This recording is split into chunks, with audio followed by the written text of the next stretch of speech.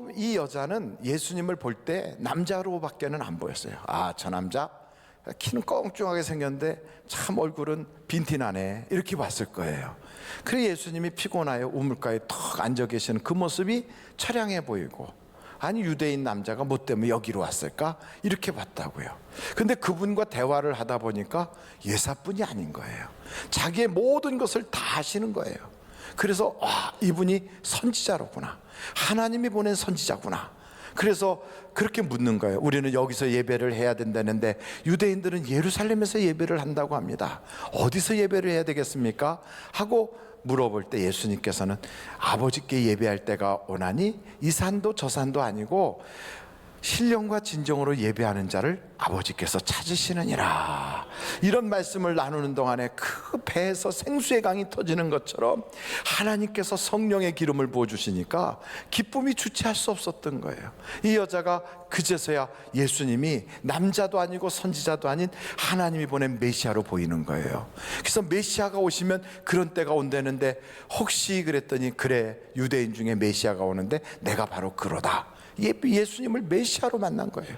너무 기뻐서 그 기쁨을 주체할 수 없어서 그 물동이를 거기다 놓고 동네로 뛰어들어갔어요. 사람들아, 동네 사람들, 내 말 좀 들어보소. 그러면서 여러분, 내가 남편이 5이나 있었고요, 지금 사는 남편 내 남편도 아니고 남에게 끼어 살면서 이렇게 비참하게 정말로 인생 고달프게 사는 여자, 이 여자의 사정을 다 알아주시고 내 마음에 생수가 터지고 내게 기쁨을 주신 분을 내가 만났습니다. 이 여자가 예수를 만나고 나니까 속에서 생수의 강이 팍 터진 것처럼 오늘도 우리가 그 예수를 딱 만나는 순간 멸망에서 영생으로 우리의 운명이 달라지는 거예요. 심판의 자리에 서야 될 사람이 천국 갈 수 있는 사람으로 달라지고요, 사탄에 속한 자들이 이제는 사탄의 권세에서 벗어나서 하나님의 자녀의 권세를 가진 자로 완전히 달라지는 거예요. 그래서 예수를 만나면 인생이 지난 것은 다 지나버리고 이제는 새 것이 되어서, 여러분, 우리의 인생의 겉모습은 똑같아도 속사람이 완전히 산 사람이 되고요, 복받은 사람, 은혜받은 사람으로 달라지는 걸 믿으시기를 간절히 바랍니다. 목사님, 예수를 믿는 사람들이 다 그런가요? 그럼요. 예수를 믿는데 그냥 입으로만 믿는 게 아니라 마음으로 믿고 입으로 시인해야 돼요. 그래서 마음으로 전적으로 믿어야 돼요. 그냥 부인 따라서 가정의 평화를 유지하기 위해서 와 있다든지, 아니면 개돈 받으러 왔다든지, 사람 구경하러 왔다든지, 친구 새기러 온 게 아니라 그 마음에 예수를 구주로 믿고 입으로 시인하는 사람에게는 하나님이 복을 주셔서 영생으로, 영멸당할 우리가, 심판자리에 서야 될 우리가 영생으로, 멸망의 자리에 있을 우리가 축복의 천국 백성으로 확 달라지는 거예요. 여러분들이 그와 같은 놀라운 은혜의 주인공이 되시기를 간절히 바랍니다. 그러려면 어떻게 해야 되느냐? 예수님을 믿되 제대로 믿어야 돼요. 건성으로 믿어서는 안 돼요. 그 제대로 믿는 게 뭐냐? 우리의 3대 악을 주님 앞에 완전히 회개를 해야 돼요.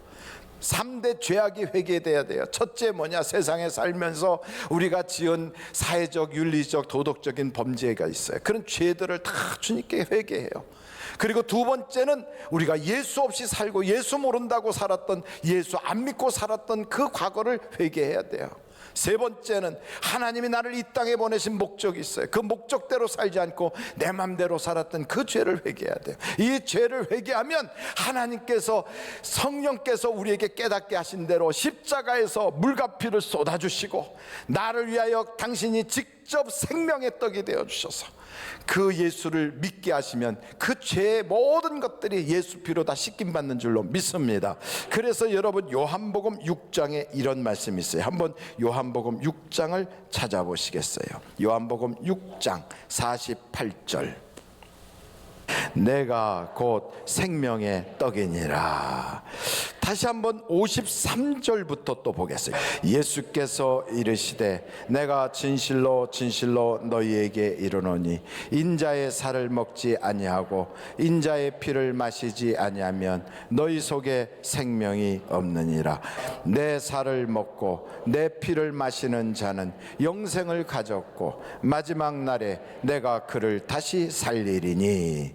이 말씀이 무슨 말이냐? 날 위하여 십자가 지시고 나 때문에 그 살이 찢기시고 날 위하여 물과 피를 쏟아주신 그 예수님, 십자가에서 달려 돌아가신 그 저주를 다 받아주신 그 예수를 나의 구주로 믿고 내가 그분의 그 희생, 그 생명을 던지는 그 피로 내 죄, 3대 죄악이 다 씻김받고 이제는 하나님의 자녀가 됐다고, 나는 그 예수님의 그 공로로 인하여 구원받았다고 믿고 시인하는 사람들은 여러분 하나님의 자녀가 되는 거예요. 바로 그것이 영생의 떡이요, 하나님이 주신 영원한 생명을 얻게 하는 놀라운 축복의 떡이라고요. 여러분, 저는 여러분들이 그 예수를 믿으시기를 간절히 바랍니다. 수가성 여인이 그 예수를 알게 된 거예요. 이야, 저분이 하나님의 아들이구나, 저분이 메시아구나. 이걸 알게 되니까 우리는 죄사함까지 받고 나의 저주를 다 담당하시고 그 예수님이 나의 인생의 문제를 다 이루셨다는 걸 알고 있으니 얼마나 기뻐요.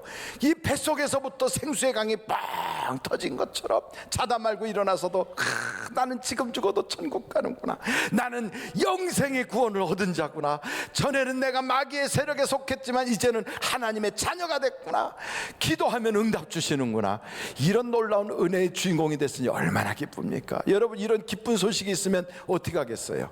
자랑합니까? 꼭꼭 숨겨둡니까? 자랑해야지요.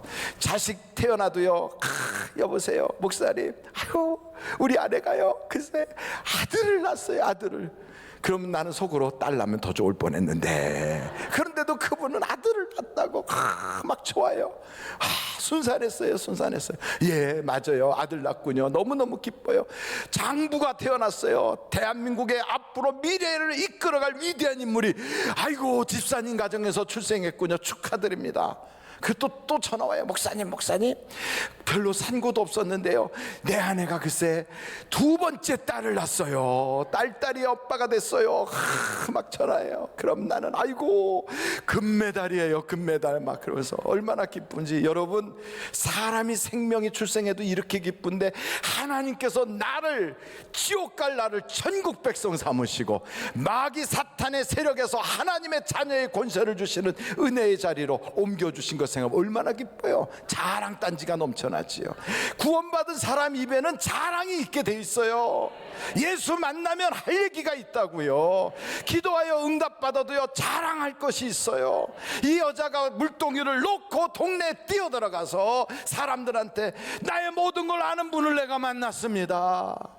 여러분, 예수 믿으니까 얼마나 좋은지 가서 전도하러 뛰어나간 거예요.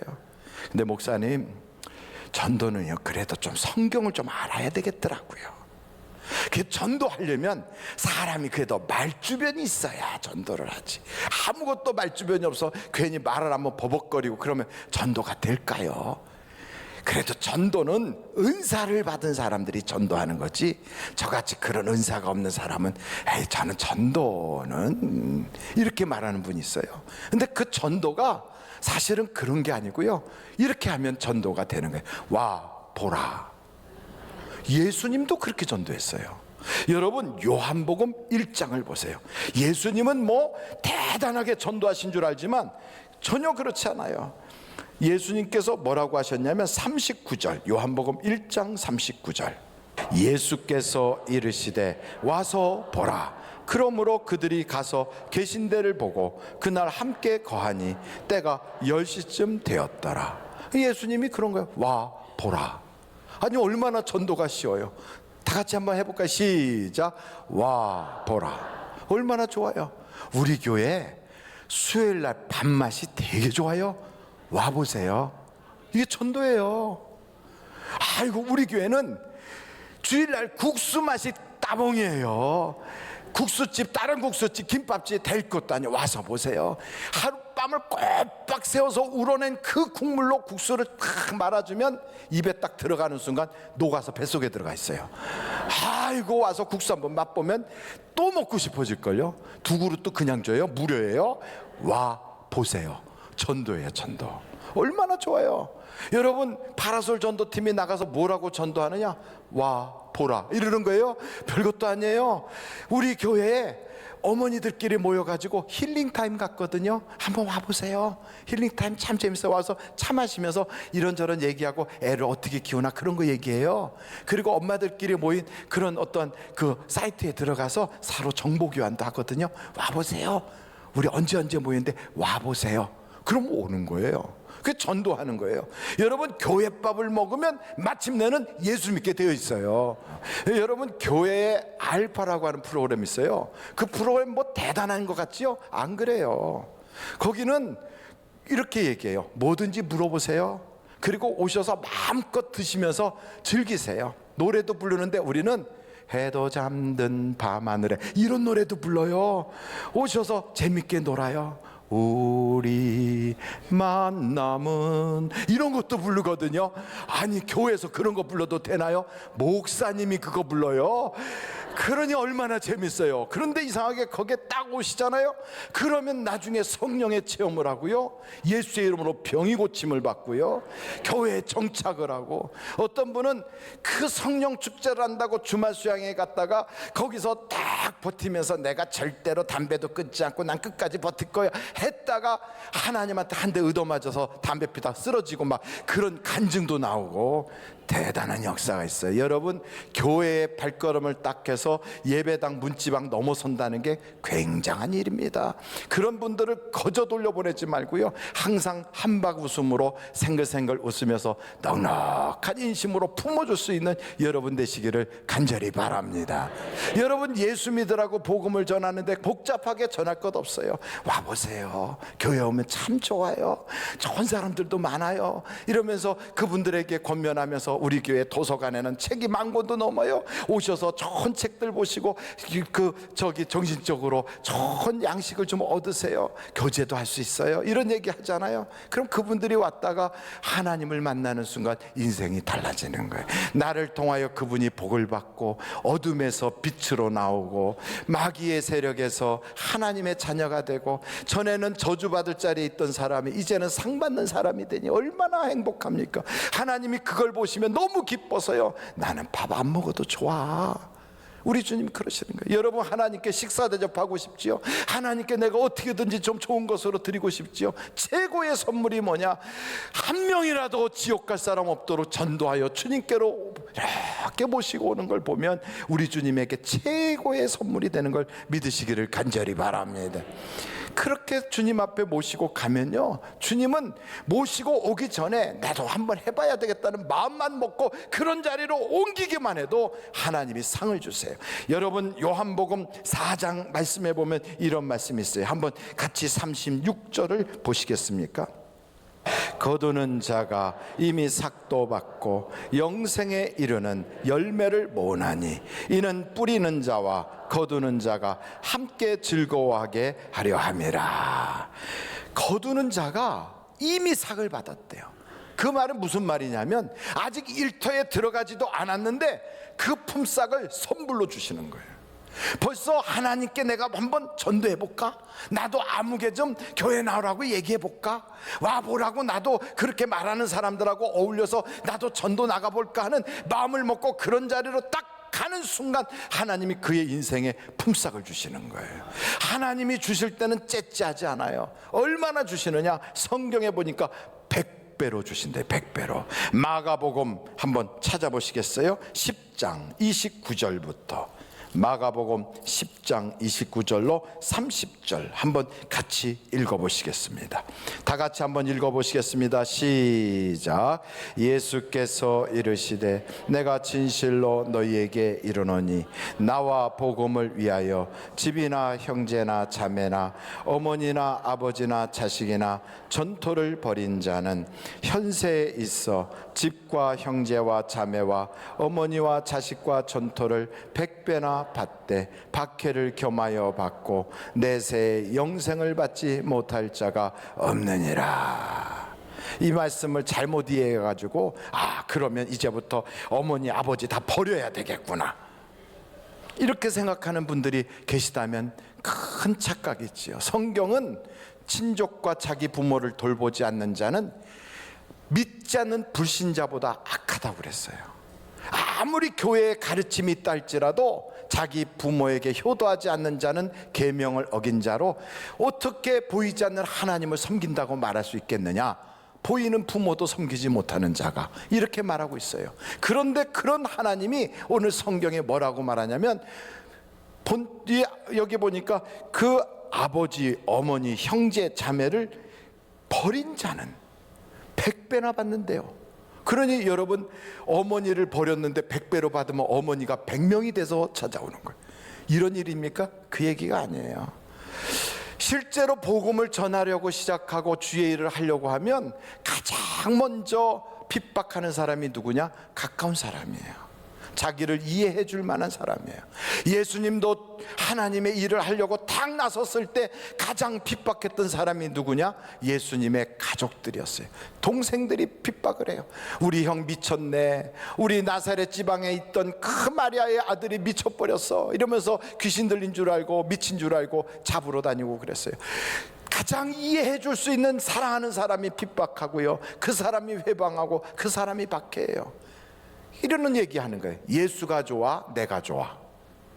그러면서 예수 계속 택하면 난 너하고 헤어질 거야, 막 이러면서 이상한 짓을 하고, 아니 왜 예수님하고 자기를 같이 놓고 그거 갖다 선택하라고 그래요? 예수 믿으면 자기를 버리는 것도 아닌데. 그렇게 핍박을 하거든요. 이런 일을 다 겪으면 사람들이 막 주저앉고 싶고 힘들고 낙담이 되거든요. 그런데 여러분, 이런 일을 당할 때 성경에서 뭐라고 표현하냐면, 그것을 잠깐 감수하고, 그 핍박과 박해를 감수하고 복음 전하는 걸 포기하지 말라, 이 말이에요.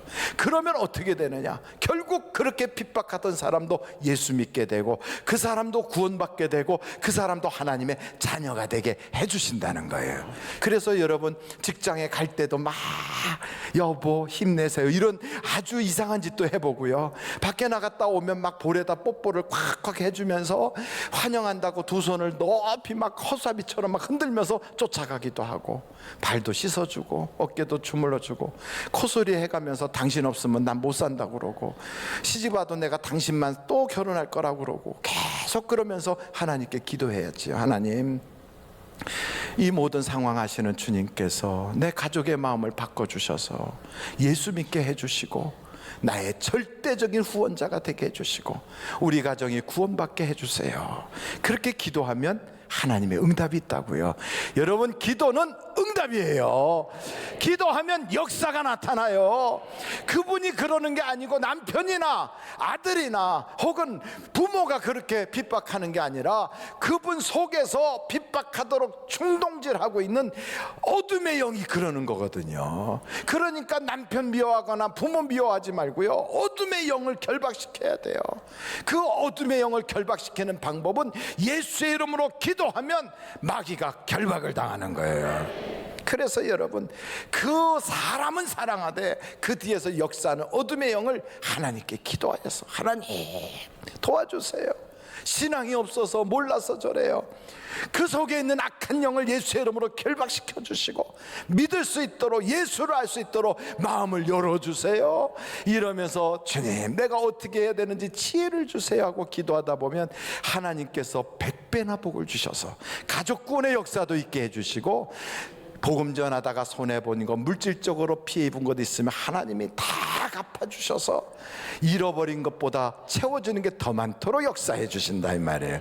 그래서 여기 성경에 보니까 하나님이 전도하는 자에게는 얼마나 은혜와 복을 주시는지, 세계 역사에도 보면 복음 전하는 나라들마다 굉장한 선진국이 됐어요. 원래 민족이 뛰어나지 않아요. 여러분, 하나님 말씀, 하나님의 복음을 전하면 하나님이 천하 만민 중에 뛰어난 민족이 되게 해주신다고요. 그래서 우리나라가 앞으로도 여러분, 우리 자녀들까지 계속 이 복을 받으려면 어떻게 하면 내가 이 복을 전하는 자가 될까? 여러분, 여기 성경 오늘 요한복음을 4장을 다시 한번 보시겠습니까? 요한복음 4장, 오늘 이 말씀을 보면서 한번 36절 다시 한번 보겠어요. 요한복음 4장 36절 다 같이 한번 읽어보겠습니다. 시작. 거두는 자가 이미 삭도 받고 영생에 이르는 열매를 모으나니, 이는 뿌리는 자와 거두는 자가 함께 즐거워하게 하려 함이라. 여러분, 하나님께서요 우리를 함께 뿌리는 자와 거두는 자가 같은 자리에서 잔치의 모습으로 거기서 같이 즐거워하게 된대요. 이 원어로 보면 잔치를 한다 이 말이에요. 뿌리는 자와 거두는 자가. 우리나라에 복음을 뿌렸던 언더우드, 아펜셀러, 고든, 알렌, 페닉 같은 위대한 거장들의 그 선교의 그 반열에서 그들이 기뻐하고 하나님의 상을 받을 때 우리 전도하는 자들도 동일하게 그 자리에서 같이 즐기게 된다는 거예요. 여러분, 그뿐입니까? 그 복음을 이어가게 하기 위해서 그 다음에 손양원 목사님, 주기철 목사님, 그리고 뭐 그 이후에 보면 문중경 전도사님, 얼마나 기라성 같은 위대한 순교자들과 얼마나 멋있는 영적 거장들이 쫙 있습니까? 그들과 함께 우리도 그 즐거운 자리에, 그 잔치 자리에 우리를 하나님이 초청해 주신대요. 저는 이번에 경기를 보면서 개주인가 하는 그걸 봤어요. 개주가 뭔가 그랬더니 엉덩이 밀어주는 거더라고요. 이렇게 막 하다가 그 다음에 선수한테 확 밀어주는 거예요. 그럼 그 밀어준 그 사람은 쫙 옆으로 빠지고, 그걸 딱 밀린 사람은 그 다음에 그냥 내 앞에 뛰었던 사람들의 그 공로를 망가뜨리지 않으려고 더 긴장하고 더 열심히 달려가는 거예요. 그래서 막 쫙 돌다가 또 나도 어떤 사람을 확 밀어주면 또 그 사람이 뛰는 거예요. 이게 계속되는 거거든요. 히브리서 12장에 보면 구름같이 허다한 증인들이 우리에게 둘러섰으니 얽매이기 쉬운 죄를 벗어버리고 너희는 경주를 하되 피곤하지 않게 하여 쓰러지지 않게 하는 예수 그리스도를 바라보라. 그러면서 그 경주를 할 때 주님 바라보고 달려가면 주님이 우리에게 온전케 해주시고 상을 주신다는 거 아니에요? 여러분, 마찬가지로 복음의 처음에 시작한 베드로, 복음에 처음 시작했던 바울, 복음에 그 앞장섰던 요한이 쫙 밀어준 걸 받아가지고 누군가가 계속 밀어줬을 거 아니에요. 그 사람들 중에 어떤 사람이 이 조선 땅에, 대한민국 땅에 와서 복음을 또 확 밀어줄 때 그 뒤를 이어서 그냥 거기서 김익두 목사가 밀어주고, 그 다음에 막 손양원 목사가 밀어주고, 그 밀어준 걸 우리가 받아가지고 다 오영태이가 또 누군가를 밀어주고, 그때 그 반열에 서 있는 사람들이 돌면서 막 기뻐가지고 이겨라 하다가 막 골인점에 팍 들어가면 금메달 막 이러잖아요.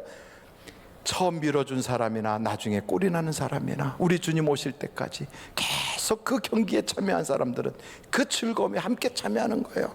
여러분, 이런 놀라운 은혜가 하나님께서는 우리에게 부어주시려고 그 일을 천사에게 맡기지 아니하고 가브리엘이나 혹은 미카엘이나 이런 정말 우리가 생각하기에도 어마어마한 천사들도 많은데 그 천사들에게 맡기지 아니하고 말주변도 없고 뭔가 조금 부족하고 쉽게 넘어지는 우리 같은 사람에게 다 맡겨서 그 일을 하라고 우리에게 주실 때는 왜 주셨을까요? 상 주시려고, 복 주시려고, 우리를 통하여 하나님 영광 받으셔서 우리에게 그들의 모든 은혜를 함께 나누게 하시려고, 내 인생이 잔치집처럼 행복하게 하시려고 그래서 주신 거예요. 여러분, 이 은혜를 헛되이 받지 말고 하나님이 주신 그 기회와 그 은혜를 이어가는 복받은 여러분이 되시기를 주님의 이름으로 축원합니다.